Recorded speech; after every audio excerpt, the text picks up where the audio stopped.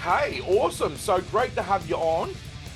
Big fan. The moment I heard that we'd be talking to Kyle from Fallujah, I'm just like, yes, awesome. I've got so many questions. Dude, Um, hell yeah. yeah. So just to start off, for the first question for the morning, would be sort of like when it came to stepping into Fallujah around the Empyrean era. What was the biggest challenge about filling those shoes? Sure, yeah. Yeah, so you're right. That's when I joined was like I joined kind of behind the scenes in like 2021 or so when the rest of the band had started working on Empyrean and had like most of the instrumentals and song structures kind of set out, and I kind of came in at a time that allowed me to like write the lyrics and figure out the vocals and get the whole album done before we announced I was in the band and before we, Yeah. went on tour together for the first time. So that was kind of an interesting process, like recording an album in secret and then going straight from that to like, oh, here's our new vocalist, and I'm like, I'm in this band, and then 2 days later we're on tour, like Yeah, it was yeah. quite an experience. And Yeah, that would have been. yeah, it went well. Like definitely was I wouldn't say it was like the hardest part or anything, but I was definitely conscious of like coming into an already established band as the new guy, especially on a position like vocals, that can like drastically affect the course of the music. Like I really wanted to kind of tread this line where I was like doing my own thing and like, playing to my own strengths, but also at the same time, like really being very conscious of the band's history and like the band's Yep. established sounds, So I definitely I spent a lot of time just kind of studying the old music in depth and like being like, okay, how can I write new stuff my own way without losing the spirit of that, like how can I kind of check the boxes and make it feel like the band like it should, but then not be too boxed in either. So yeah, definitely spent a lot of time thinking about that and um working on Exploring that. the discography, yeah, that I think that's a fantastic way to really, if it's a band that's already established, going over that discography, you almost become sort of like a fan that's bringing ideas to the band too. Oh, yeah, very much so. Yeah, that's definitely the energy. Me and I mean another one of our members too, our guitarist Sam. He joined around the same time that I did, and it's kind of the same thing. Like we get to kind of bring in this new perspective as fans. It's funny that like we're often the ones pushing for like certain representation of the old material. It's like you would kind of think that the new guys want to play the new stuff and the old guys want to play the stuff that, it was just them writing it. But really it's like Scott, our guitarist, for example, our kind of founding member, like he's always very focused on what's next. He likes to think about what's new happening for the band.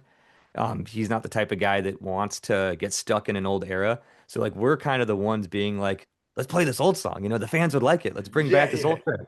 So it's funny that we're the ones pushing for that often. That's Uh, all. you know, I- and as far as like stepping into the band, one kind of funny, unexpected challenge for me was like before Fallujah, I'd only been in kind of local bands. Like I had my kind of solo project I was doing for a long time. I was used to being on stage with bands, not like in a touring capacity, but just playing local shows. But all the shows that I played as a vocalist, I also had a guitar on me. So that's kind of what I was used to is like playing guitar and doing vocals. So Fallujah was my first time having to stand there and hold the mic, which like should be easier, right? It's like now you're not worried about guitar, Yeah. Guitar is hard. It's like should be easier, but at the same time, I'm like, what do I do with my hands? Like what does a vocalist do during the show? And I had to actually practice that. It's like that was kind of a surprising skill that I had to work on that I feel like people kind of take for granted. Yeah, Yeah. for sure. So your this newest album feels very like both atmospheric but insanely technical at the same time. Mm. So how did like your approach evolving the sound from Imperium? Yeah, we definitely had a very clear vision for what we wanted to do with the new album Xenotaph. And Yeah, what you said is kind of in line with that. Like we wanted to make an album that was very dense, but very like dynamic also. So I think a lot of it comes into like kind of playing to the extremes of the music. Like instead of having potentially, like the to me the opposite end of the spectrum would be like kind of keeping one tone and things kind of maybe blend in together. Like we really wanted to play into it. Like, okay, let's when there's a heavy part, let's make it extra heavy. When there's a technical part, let's like really push it. Yeah, Like I can like hear that. yeah. And like Yeah, same thing with the vocals too. I really wanted to try to push myself to have as much variety as I could on the album in terms of like clean vocals and screams and high and low screams and different types of screams and like quiet cleans versus big loud cleans and Yeah. filling in tons of layers by myself. I just wanted all this variety to keep the music feeling very dynamic and like one thing that I uh was like deliberately pushing our guitarist to do was like I was like, hey, I want to do a lot more cleans on this album, but I don't want it to be our poppy album. I don't want it to be our like, okay, they're going for like more of an accessible thing. I'm like, no, let's make it also at the same time the most technical album. So like, Nice. I'm gonna be doing clean vocals, but let's make the guitars like even more crazy and technical than ever so that it's like yeah, just playing into the extremes really, but then also like on the ambient parts, not being afraid to chill out and not feel like every part has to be super technical and Yes. just having contrast section to section. I think that was the key.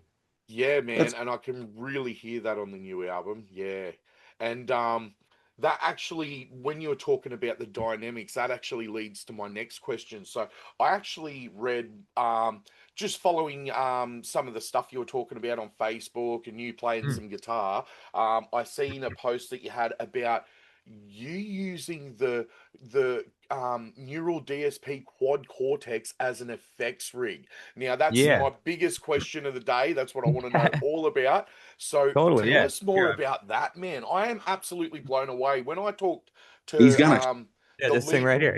Yeah. there it is right Yeah. There there. it is. Oh my God. And you're using your vocals through that. I told my guitarist from my band, and he's like, no way. And so, let's Yeah. talk about it. Yeah, so yeah, first of all, yeah, things really lined up nicely for me with this. Like, so I coming off of the new album, like there's such a variety of vocals and there's some like vocal effects on the album too that like Yep. are computer effects. Like there's this one voice that comes up a couple times in the song The Obsidian Architect that has this like it's like this crazy robot filtered effect, like some crazy digital sounding thing. It's Yeah. not something I'm I doing with heard my that one. throat. It's like a bunch of computer effects like stacked up.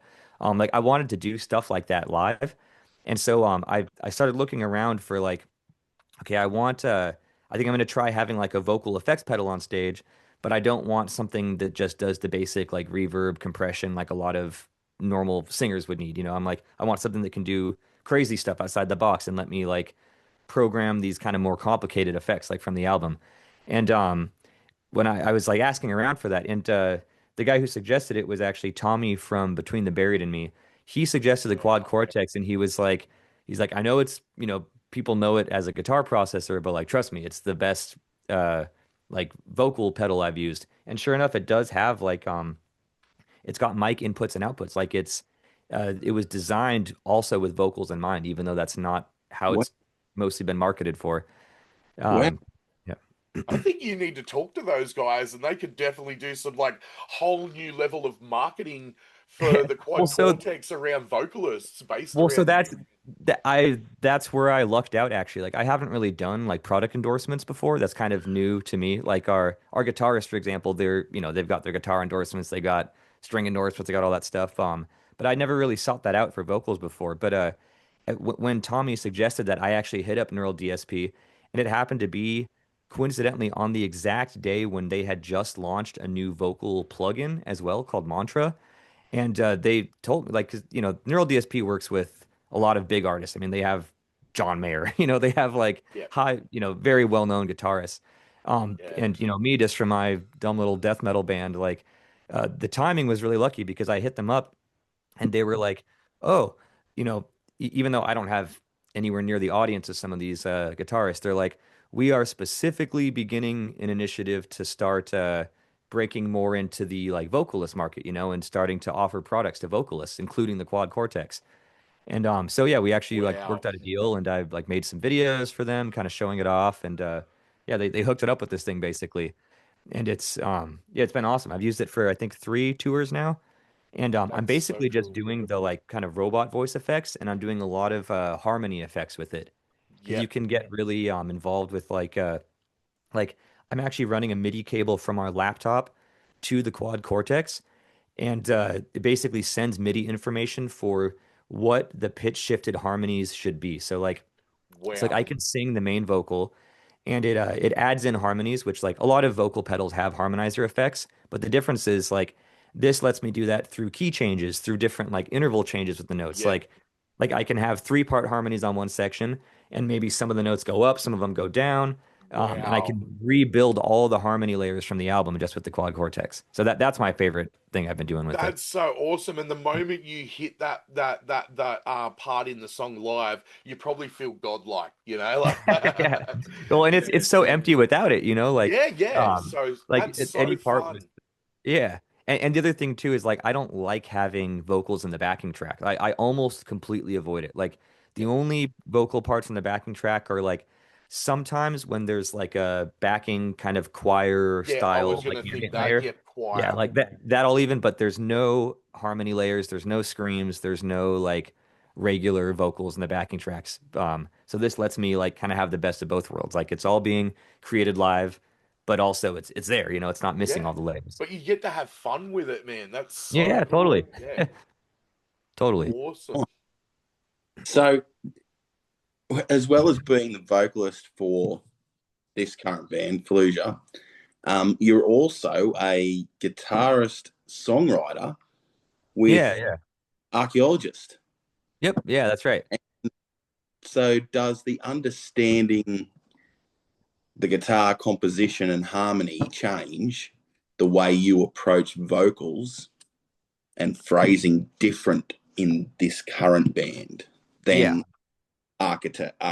archaeologist? So, Yeah, yeah, totally. It's it's like because my role is kind of different in Fallujah where it's like yeah, like our archaeologist, I'm writing the guitar parts. yeah, Fallujah is more like I I'll often be there with the guitarists, but like, they're playing the riffs and I'm kind of figuring out stuff to go with that. But yeah, definitely it kind of influences the whole process. Like there's a good handful of songs from the new record Xenotaph that started with like me and Scott sitting down together, both with guitars. Like I'm not playing the riffs or anything, but like we would talk about chord progressions and like yeah, try out different options and combinations of things. And yeah, like nice. like when I do like the clean vocals, for example, it's like often built upon like which sections are going to have chord progressions that allow for like more interesting melodies, things like that.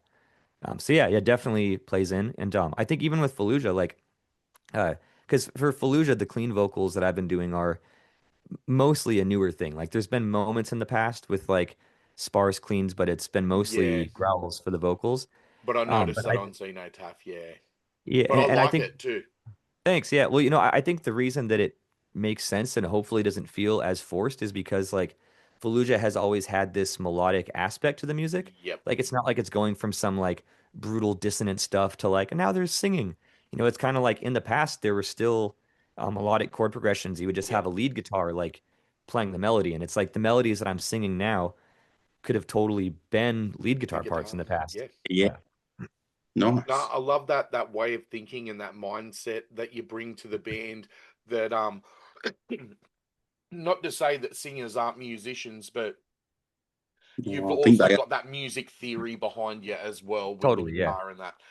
So this is the part where I just break up the show for a sec and just ask you to possibly do a shout out for the channel. All you got to do is say your name, your band, and that you're watching Heavy Energy. Heavy energy. Okay, sounds Yeah, good. Sweet. Yeah, I can try to hit it a couple times maybe or something. champion. So yeah, feel Cool. free to fire away, Kyle. Cool.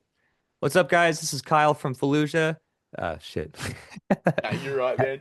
Okay, heavy energy. Did you want me to say something about the tour as well, or kind of I'll just like just a say quick that you're quick watching intro? Heavy Energy, and we'll get into the tour in a bit. I've got a plug for you coming soon. Okay, So yeah, sounds good. yeah, Sounds we'll good. we'll we'll we'll, we'll plug the tour in a minute. Sweet. All right. What's up, guys? This is Kyle from Fallujah, and you're watching Heavy Energy. Hell yeah, you are. Thank you Yeah. very much, Kyle. That is Well, awesome. and we love just getting those shout outs from our guests, because it's just one of those things that also just drives the channel home for us. So thanks so Oh much yeah. for that. Cheers, Kyle. All right, so yeah, actually, I'm going to quickly just get into a bit of a tour plug here. So the guys are coming out here to Shred Fest. So we're going to get into a couple of questions now about Australia and Shred Fest. So my first question about that, Kyle, is have you ever toured Australia before, or would this be your first time? Yeah, so for me, this will be my second time. Fallujah also came here an additional time before I joined, so it's kind of Yep. third time for the band, second time for me, but it's been a few years. Like the last time we came here was 2023 with Cattle Decapitation. Yep. Since then, as you know, we've released the new album, we got new music on the way. So yeah, we're more than ready to come back. Hell yeah. And so have you got any Australia stories for us from last time? Is there anything that stood out? Or is it like, just the drunk Australians drinking too much beer? Well, a lot of those, yeah, but we Yeah. love those guys. Yeah. We Yeah. we like beer too, so we Yeah. we Yeah. fit So right do in. we. Um, Hell We yeah. are yeah, those. yeah, yeah, it's nothing too crazy last time, managed to not run into any giant spiders, nothing scary, no unwanted critters, no no disasters. Yeah, last time we came, everything went very smoothly. Um, yeah, it's with this type of tour in general, like doing this international stuff for us where there's so much travel from day to day. Yeah. Like we kind of don't even know what we're getting into until we're there. It's like Yeah. there's so many of the flights and travel logistics are handled by the local promoters and the venues and everything that it's like we kind of show up and we're along for the ride and Yeah. yeah, end up depending on locals to tell us where to eat and what to check out and yeah, it's always an adventure. Yeah. Good Yeah, on man. nice. That's the tour life. So with Fallujah touring for Shredfest in 2026, what's it Mhm. going to be like touring alongside Obscura for one, Oh, and Yeah, Obscura. Yeah. also what are you most excited to bring to the Australian public, to the Australian crowds? yeah, yeah, so Obscura, that's a band that we all know. Like I haven't toured with them yet personally, but we're actually we're doing a Japan tour with them before we go to Australia. We're actually leaving in a couple days, so it's like we'll meet up with Nice. them in Japan, play some shows, go do our own separate things for a while and then kind of reunite in Australia. But we know those guys, we love the music. I mean, I've known the music since way before I joined Fallujah, so they rip, they shred, it'll be awesome. And as far as what we're looking forward to with the shows, I mean, it's kind of an easy answer, but I think playing the new songs for you guys, that's always exciting getting to Yeah. play new material in a place for the first time that hasn't heard that new material live yet. So that's That's what for I'm sure. looking Playing forward the to. new Yeah. songs. Yeah, so we'll try and 100%. make that Shred Fest, but I'm just going to do the actual tour dates just to plug that tour a little bit more for Wait. you. Is we've got from the 3rd of the ninth, we're in Perth at the Rosemount, and then the 4th of the ninth, we're at Adelaide Lion Arts Factory, and then the 5th of the ninth, we're at Brisbane Soapbox, and then on the ninth and the ninth, with a little break in between there for you guys. Canberra, the Basso. Then the 10th of the ninth, we've got Sydney, Manning Bar. Awesome venue. That's where we will come and see you guys. And then because we're from Newcastle, we're very close to Sydney. And then there's also the 11th of the ninth at Melbourne, the corner, and the 13th of the ninth at the Darwin Amphitheatre with Obscura, ASHEN, and ANOXIA on different so on from Germany, Western Australia, New South Wales, and USA. So and we've also got. Just going to quickly plug the album there for you. We've got the Xenotaph album. It came out last year on Nuclear Blast, but everyone get down to listening to Xenotaph before that tour, because that is some heavy stuff. And like Kyle said, we've got some cleans in there that really do flow with the album. And that's actually a nice surprise that I really did like when that popped Dude, up thanks, man. there. It's Hell going yeah, to be thank you. Darwin when you play Darwin too. I didn't Yeah, realize playing a Darwin show. That's That's going to amazing, man. So the fact that yous are actually playing a Darwin show up at the amphitheater is insane because Darwin is in one of our most remote regions. Yeah, So that's what I you're hear. literally going out where the kangaroos will be. 45 degrees. They're common. So Yeah, prepare. you'll be out in the desert, man. Yeah, and Darwin's new to us, so like for the most part, the routing on this tour is like similar to what we did last time with cattle decapitation. Like started in Perth, kind of made our way around, but Darwin is new. We've Yeah. never been there, so and Yeah, man. like you said, I heard that Darwin gets skipped a lot, and it's It usually the does. places like that. It's the places like that where the fans tend to be the craziest too, because it's like man. you'll get people that don't even like. They may not even know your band, but they're like, "There's a metal show, let's go throw down," and the energy is That's always crazy. exactly what I was thinking for Darwin. That's exactly what Yeah. Darwin's like. Yeah, Yeah, yep. and you end up Yeah. making new fans in those places too. So I'm Taz, sure mate. you guys are looking forward to coming out here to that one. And that'll be around springtime in Australia. So the weather will just be clearing up from winter by the time you guys get here. So that'll be perfect. Really Nice. perfect. Yeah, right in the spring. I was going to just say, was there any other questions that you had to ask, Kyle? No, man? No, I pretty much covered it. Yeah, just Covered like it. you said. Oh, sorry, what was that? We've covered it. Oh yeah, Yeah. covered it. Yeah, absolutely. Main takeaways. Come see us on tour, going Yeah, all man. over Australia. Check out the new album Xenotaph, and yeah, That's just it, looking forward to seeing everyone in Australia again. Hell No, yeah. well, we love it, and I'm actually literally got Xenotaph sort of on repeat in the car at the moment. It's great Hell yeah. driving music, man. It's really good when you're on the long drive, because here in Australia we've got like a fair bit of distance between cities and stuff like that. Totally. So like even where me and Kyle live, it's like about a 45 to an hour drive for me to get to work. I was stuck in traffic yesterday and I had that on because you'd sent it. There you Nice. go. I was stuck in traffic, like coming home from work, and I'm like, because it was a bit sort of insanely heavy parts, I was getting a bit sort of road rage because we weren't moving. I was Yeah. like, You're like, Yeah, you know makes you what? hit the pedal- Let's go. the Let's put- throw it out. Put down on the pedal a little bit too. I was like, oh, we're going to slow down. yeah. And now, whenever you put the album on, you can associate it with being stuck in traffic. No, Yeah. I don't want to do No, but love your work, Kyle, and we love Falluja's work. We're looking so forward to seeing you guys at the Menning Bar.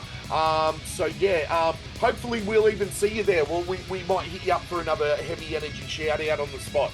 But Sounds good, man. Yeah, totally. yeah, awesome. But we honestly, we just can't wait to see you guys at the show. We'll see you in September. And for now, everyone, get your tickets. Fallujah Australia 2026. Awesome. All right, thank you so much for your time. We will catch you at the live show, Kyle. Thank you very Hell much. yeah, man. Looking forward to it. See you guys there. See you in the And pit. as we say on Heavy Energy, stay metal, metalheads, and rock on. yeah, brother. Cheers heaps, Kyle. Thanks for coming on. It was all smiles, and I got to ask you all about that Quad Cortex. That was my That's main right. thing. Yeah. So I'm going to be telling everyone about that. It's actually going to sort of be a thing that I just plug to my friends. You know that you can use that as a vocal. There you go. I talked to the guy who literally does it. So yeah. Cheers. Hell man. yeah. Love that. All right. Stay metal. Catch you, man. Awesome. Thank you, guys. Sounds good. See you, dude. Get down under. Yeah, mate. Cheers, guys. See you, mate. Bye. Catch you.